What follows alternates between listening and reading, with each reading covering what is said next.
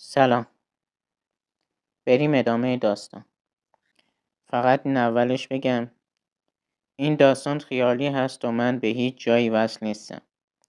من فقط یه جوونی هستم که به خاطر مشکلات جسمی هیچ ارتباطی با فضای بیرون نداره و غرق تخیلات شخصی خودش است و همونطور که قبلا گفتم فقط میخواستم نقاشی بکشم. الان هم میگم فقط میخوام تخیلات خودم رو بنویسم و ازش درآمدزایی بکنم.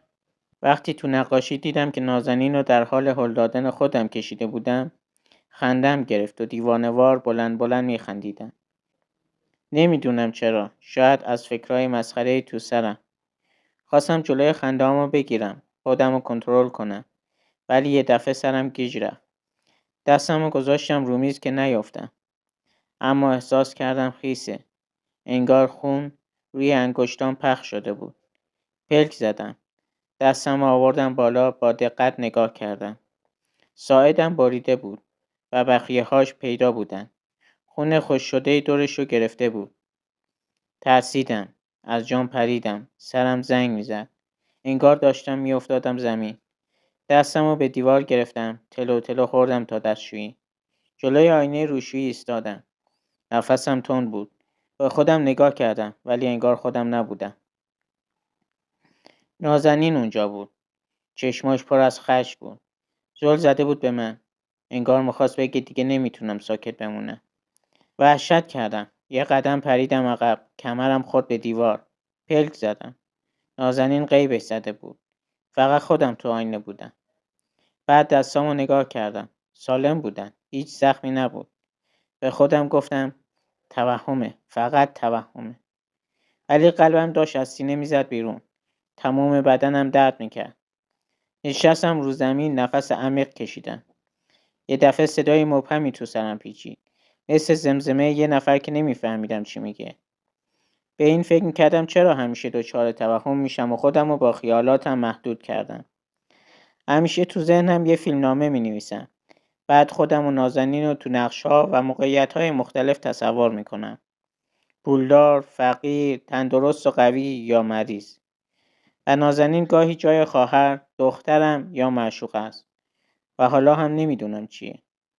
هر زمانی هم تو یکی از فیلم‌ها گیر میکنم و نمیتونم داستانش رو ادامه بدم، اونو عوض میکنم. فیلم جدید با نقش‌های جدید. هر وقتم جایی میرفتیم، حتی بیمارستان برای بستری شدن به خاطر بیماریم، ته دلم کمی شاد میشدم. چون میتونستم داده‌های جدیدی برای فیلم پیدا کنم. من بیماری خودایمنی دارم. یعنی مثل کشورم که سیستم امنیتی به جای مبارزه با فاسدین به خود بدنم حمله میکنن و مفاصلم رو از بین میبرن. میدونین شاید اصلا به خاطر همینه که فقط تو ذهنم آزادی دارم و در واقعیت از حرف زدن میترسم. حتی همین الان که دارم این داستانو مینویسم به این فکر میکنم که نوشته‌ام چطور باشن تا بعد برام دردسر نشه. از جام بلند شدم. لباسمو مرتب کردم و زدم بیرون. از فضای بیرون میترسیدم. ولی تو خونه هم دیگه نمیتونستم بمونم. فضای خونه برام ترسناک شده بود. باعث میشد فکر کنم دیگه دارم عقلمو از دست میدم و دیگه کنترلی رو ذهن و جسمم ندارم. رفتم تو کوچه و دیدم نازنین با کراپ تاپ و دامن کوتاه در حال رقصیدن وسط کوچه است. مردمان دیگری هم اطرافش بودن و با دست زدن اونو تشویق میکردن. صحنه داخل کوچه، موسیقی دست‌ها و رقاصی نازنین نمایش بسیار زیبا و تماشایی به وجود آورده بود. وقتی غرق تماشای نازنین بودم، ناگهان صدای عرابه مرگی که به سرعت در حال نزدیک شدن بود، مردم رو به وحشت انداخت و مدافعان بت اعظم که از دیدن این صحنه به خشم اومده بودند، باعث پراکنده شدن اطرافیان شدند. اما نازنین با سرمستی و غروری که از پس آزادی بین دیوارهای ذهنم به دست آورده بود، می‌خواست با اونها مقابله کنه. تصور از دست دادن نازنین تو هر نقشی برام دردناک بود. ناخودآگاه چشمامو بستم. قلبم چنان میکوبید که انگار میخواست از سینه‌ام به بیرون بیاد. صداهای داخل کوچه در حال کم و محو شدن بودند. وقتی چشمامو باز کردم کوچه خلوت بود. انگار از اول هیچ کس تو کوچه نبود و اتفاقی نیفتاده. وقتی که بهش فکر میکنم متوجه این میشم که اصولاً آدم‌ها رو میشه به 3 دسته تقسیم کرد. بت‌سازها، بت‌شکن‌ها و دسته سوم بت‌پرستا هستن که هیچ وقت نتونستم درکشون کنم که آخه چرا باید کسی رو در حدی قبول داشته باشی که هیچ شکی تو پرستش و ستایشت نکنی؟ مگه اون شخص چه قدرت جادویی داره که اینجوری مسحورشون میکنه؟ چند روز بعد وقتی جایی دعوت شدیم توی یه جمع ساده مثل همیشه گوشه ساکت نشستم. یکی شروع کرد به صحبت کردن و تعریف کردن از کسی که به نظر براشون مثل بت بود. ولی جالب اینجاست تو حرف اعتراف میکنن که هیچ شخصی معصوم و بت نیست. اما تو عمل هر انتقادی در مورد اون شخص رو رد میکنن و فکر میکنن بهترین و پاکترین آدم دنیاست. هر بار که به حرفاشون گوش میدم دلم میخواد چیزی بگم. همیشه میخواستم ولی زبونم بند میومد. ولی این بار یهو نازنین رو اونجا دیدم. کنار دیوار. مچ دستاش کبود بودن. انگار دستاشو بسته شده بود و اون به زور بندها رو پاره کرده بود. بدنش از خشم میلرزید. تو سرم گفت بس این تعریفای پوچ. ولی یه لحظه بعد فهمیدم این صدا از زن خودم در اومده بود. همه برگشتن با تعجب زل زدن بهم. استرس تمام وجودم رو گرفت. گفتن یعنی چی؟ فکر می‌کنی دروغه؟ الکیه؟ در حالی صدای تپش قلبم گوشم رو پر کرده بود با لرز تو صدام گفتم من واقعیت دیگه ای تو کشورم دارم میبینم. بعد شروع کردن به بهونه تراشی. احتمالا خودتون میتونین حدس بزنین چی میگفتن و لازم به گفتنش نیست. به نازنین نگاه کردم. دیگه اونجا نبود. فقط رد سایش رو دیوار کمرنگتر و محو میشد. داشتم تصور میکردم اگه واقعا نازنین به جای من زندگی میکرد چی میشد. منظورم اینه اگه به جای این کسی که الان هستم نازنین بود، دختری شجاع، نطر، شاد و سالم، چطور تو دنیای واقعی زندگی میکرد؟ بذارید برگردیم عقب. من نازنین هستم. فقط یک تصور یا خیال نیستم. من وجود دارم. تو عمق ذهن مهدی زندگی میکنم. نفس میکشم. احساس دارم. ولی اون فقط زمانی واقعا منو دید که دیگه از جنگیدن خسته شده بودم. بریدم. انگار آدما عادت دارن ببینن ایستادی دلتو بسوزونن و زمانی هم که زانو زدی برات دل بسوزونن. تازه میشن رفیق، حامی، ناجی. وقتی داشتم به دستم نگاه میکردم خون رو دستم داشت تو سرم بلند داد میزد. انگار داشت بر علیه خودم طغیان میکرد و میخواست خودش رو از بدنم بیرون بکشه و ازم جدا بشه. نفسم بریده بود و تمام بدنم میلرزید. زمین زیرم یخ بود. وقتی مامانم رو دیدم که دنبال سوزن میگرده تا دستم رو بخیه بزنه صورتش از اشک خیس شده بود. ازش خجالت میکشیدم برای اینکه منو تو این موقعیت دیده بود. یهو دستهای سرد یکی رو روشونم حس کردم. خودش بود. همون کسی که من رو توی ذهن پر از وحشت و خفقان پرورش میداد و همیشه سرکوبم میکرد. خواست با حرف زدن منو آروم کنه. ولی من شروع کردم به داد و بیداد کردن و دستم رو میکوبیدم رو شونه هاشو و به عقب هلش میدادم. بغضم ترکیده بود. خواستم بهش بفهمونم که چه بلایی سرم آورده. همیشه منو توی داستان‌ها و خیالاتش میبره و هر بار یک نقشی تو زندگیم داره.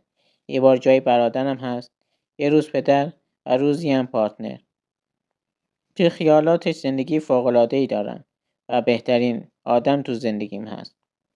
ولی تو واقعیت هر بار که خواستم حرفی بزنم دهنمو میدوخت. هر بار که میخواستم کاری انجام بدم منو زندانی میکرد. وقتی بچه بودیم همیشه یه پامون تو بیمارستان بود، یه پا توی خونه. بیرون رفتن براش وحشتناک بود. یادم یه بار که دلشو زده بود به دریا و رفت که تنها از مغازه خرید بکنه، زورش نمیرسی که در مغازه رو باز کنه و صاحب مغازه از داخل داشت بهمون میخندید. من عصبانی شدم و میخواستم داد بزنم و بهش بگم نخند. هرچند که مال دوران بچگی بود. ولی الان که دوباره یادش افتادم میبینم دلم میخواست بهش فحش هم بدم. ولی به هم اجازه نمیداد. تو بچگی اعتقاداتش همه چیزش بود و میخواست مثل یه بچه خوب پاچه خاری کنه که بالا سری بهش جایزه بده. خوبش کنه. دنبال عدالت بود. خبر نداشت که زندگی یعنی بی‌عدالتی. من اولین بار خودم رو به شکل علامت سوال بهش نشون دادم. اون مستقیم نمیتونست خود منو ببینه. از نگاه کردن به زنها خجالت میکشید. وقتی میدید تو بچگی زنها طبق اصول و اعتقاداتش باهاش رفتار نمیکردن، ناراحت میشد که چرا کسی جدی نمیگیرتش. به خاطر ظاهر و جسته کوچیکش سنش معلوم نبود و به خاطر اعتقادش وقتی زنها باهاش ارتباط برقرار میکردن معذب میشد. من چی میگی؟ من اینا رو نمیخواستم تعریف کنم. نازنین با حالت خنده گفت خفه شو، دارم حرف میزنم. خب داشتم میگفتم. ولی با دیدن من و با شک انداختن تو اعتقادش همه چی عوض شد و حالا من اینجام. این منم که دارم مینویسم. خودش که نه بلد درست نقاشی بکشه نه حتی داستان بنویسه. آخه این چه طرز نوشتنه؟ یه بار اینقدر ریتمشو کند میکنی که آدم خوابش میبره. یه بار اینقدر سریع رد میشی که اصلا نمیفهمی چی شد. به نظرم حالا که واقعا باش رو در رو شدم بهتر مداد رو از دستش بگیرم و خیالاتی رو براش بکشم که خودم میخوام ببینه. از این به بعد به سازی میرقصه که من بزنمش. دیگه ترساش منو محدود نمیکنه. من چیزی بیشتر از افکار توی ذهنش هستم. من و اون به هم وابسته ایم. نه اون میتونه بدون من زندگی کنه نه من بدون اون. من و اون حالا از هر زمان دیگه‌ای به هم نزدیکتر هستیم. زخم رو دستم حالا رو دست اونم هست. منو حس میکنه. بیشتر از هر وقت دیگه‌ای متوجه توانایی‌های من شده. وقتی تو دنیای واقعی تو آینه خودم رو بهش نشون دادم وحشت زده شده بود. فکر میکرد دیوونه شده. کاری کردم فضای خونه براش حس خفقان داشته باشه. درست مثل کاری که همیشه با هم میکنه. میخواستم از تو خونه بزنه بیرون. میخواستم آزادانه تو کوچه و خیابون راه برم، برقصم، شاد باشم. وقتی تو کوچه در حال رقصیدن بودم دیگه هیچ کنترلی رو من نداشت. سوزن شکسته و زنجیرشو پاره کرده بودم و مجبور به تماشا کردنم شده بود. وقتی یک ماشین با آدمهای درجه دار بهم نزدیک می شدن ترس تو صورتش می دیدم. خواست بیاد سمتم که منو از اونجا دور کنه. صدای ماشین باعث فراری دادن بعضی آدمهای دیگه‌ای که داشتن به رقص من نگاه می‌کردن شده بود. وقتی از ماشین اومدن پایین و به سرعت به طرف من می‌دویدن، انگار بدون اینکه بخوان حتی یک کلمه حرفی بزنن، خواستن بهم آسیب بزنن و منو با خودشون از اونجا ببرن. ولی من از فرار کردن و ساکت موندن خسته شده بودم. خواستم برای آزادیم بجنگم و با اون آدم‌ها مقابله کنم. ولی مهدی اونور کوچه در حالی که داشت فقط بهم نگاه میکرد و نفسهاش تند شده بود ناگهان سرش آورد پایین و چشماشو بست. یه دفعه تمام چیزهای اطرافم شروع به غیب شدن کردن و دنیا بروم سیاه شد. نفسهام سنگین شدن و با زانو به زمین افتادم و من برگشته بودم به همون فضای تاریکی که همیشه منو توش محبوس میکرد. انگار دوباره تو قبر ذهنش دفن شدم. پاهام رو زمین سرد کوچه نبود. نه. رو تخت سنگی یخزده وسط یه سلول بی‌انتها بود. نفسم سنگین شده بود. انگار هوا خودش یه دیوار بود که هر لحظه تنگتر میشد. شروع کردم تو سرش داد و بیداد کردن. بس کن دیگه. بی وجود. یه بار تو زندگیت مرد باش و بذار من برای خودم زندگی کنم. وحشت تو از این آدما به من ربطی نداره. من نمیترسم. بذار باشون مقابله کنم. بذار بیام بیرون. میخوام برای حق خودم بجنگم. میخوام برای خودم آزادانه شاد باشم، بخندم، برقصم. ناامیدانه و با صدای آرومتر که بغض گلوم رو گرفت ادامه دادم. راه برم، نفس بکشم، زندگی کنم. ولی هیچ جوابی نگرفتم.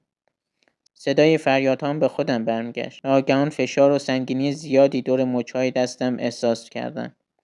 انگار زنجیری مثل مار دور دستام پیچید و منو به عقب میکشید. ولی اون سر دیگه زنجیرها رو نمیتونستم ببینم به کجا وصله و تو تاریکی پنهان بود. هر چقدر که زور میزدم که پارشون کنم بیفایده بود. ناگهان به یاد مدادی که ازش گرفته بودم افتادم. مدادش تو دنیای خیال مثل چوب هری پاتر توی مدرسه شعبده بازی بود که باهاش میتونستم هر چی که میخوام رو به وجود بیارم. فقط کافی بود تصورش کنم و با کشیدنش خلقش کنم. ولی حیف که اون تنها خلاقیتش تو به وجود آوردن سیاهی بود. مداد رو تو مشتم فشردم و محکم به زنجیر کوبیدم. زنجیرهای دور مچم تبدیل به دستمال رول دستشویی شدن و بدون هیچ فشاری پارشون کردم.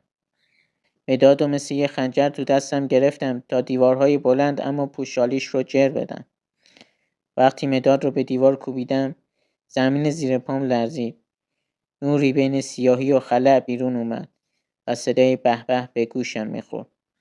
انگار صدای جمعی از آدما بودن که در حال حرف زدن هستن. کم کم فضا روشن‌تر شد و فهمیدم جایی مهمونی هستیم. انگار چند روز گذشته بود. مهدی گوشی خونه روی مبل نشسته بود و با کلافگی داشت به حرفاشون گوش میداد. میتونستم ببینم تو ذهنش چی میگذره. بعد نگاهش به من افتاد که داشتم نزدیک دیوار راه میرفتم. خواستم حرصم و سرش خالی کنم. مدام بهش طعنه میزدم. بهش میگفتم میترسه حرف بزنه. خواستم کنترلش رو از دست بده.